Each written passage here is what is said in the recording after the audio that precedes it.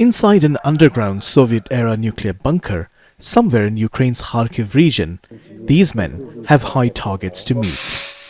They're preparing ammunition for the Ukrainian military, fighting Russians on several fronts. We are in a situation where we have to make something out of everything and hit the enemy with it. We are ready to take any ammunition, even foreign-made anti-tank mines from the 60s and 70s, and use it against the enemy.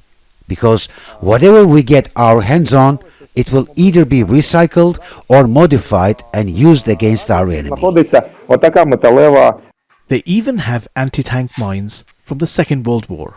They're dismantled and explosive material is used to make new ammunition to be dropped from drones.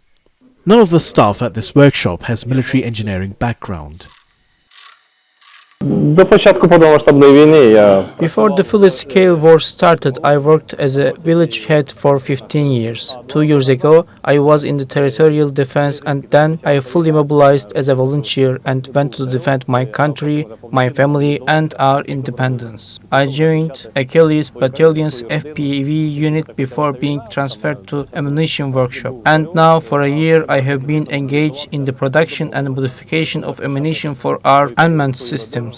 Members of this unit say they strive to make the ammunition easy to use for drone operators. Just load the bombs and activate the fuse.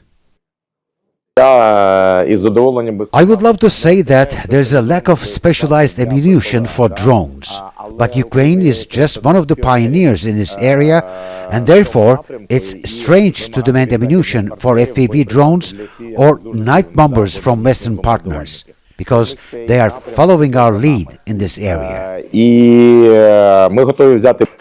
And they want to minimize the cost while making the bombs more effective.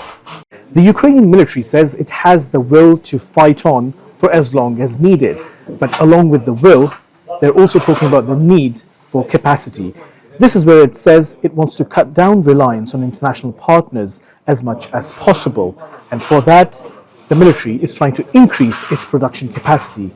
They say in the coming weeks, they hope to set up more workshops like these in different parts of the country. Hasan Abdullah, TRT World, Kharkiv region, Ukraine.